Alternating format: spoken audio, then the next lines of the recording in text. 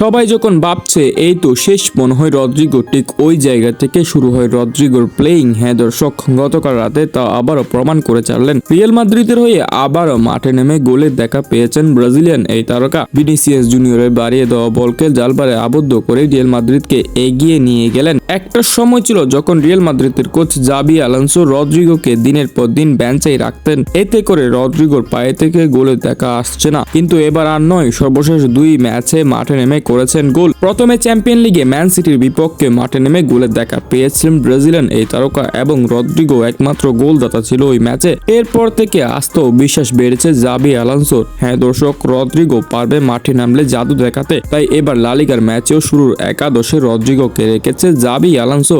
এখন আর বেঞ্চ নয়, এখন পাবে গেম টাইম। এবং সেই সাথে রদ্রিগো মাঠে নেমে তা প্রমাণ করে ছাড়লেন। গতকাল রাতে 83 মিনিট মাঠে থেকে একটি গোলের সাথে 29টি অ্যাকুরেসি পাস দিয়েছেন। সেই সাথে টোটাল শট নিয়েছেন 3টি। এমনকি ম্যাচের মধ্যে দুর্দান্ত ড্রিবলিংও করেছেন তিনি। এবং সর্বশেষ এমন পারফরমেন্স করাতে রদ্রিগো রেটিং পেয়েছেন 8.1। রিয়াল মাদ্রিদও ম্যাচটি 2-1 গোলের ব্যবধানে জয়লাভ করে। হ্যাঁ দর্শক, রদ্রিগোর গোলটির কারণে রিয়াল মাদ্রিদ এগিয়ে যায়। এর আগে ম্যাচ সমতাই ছিল।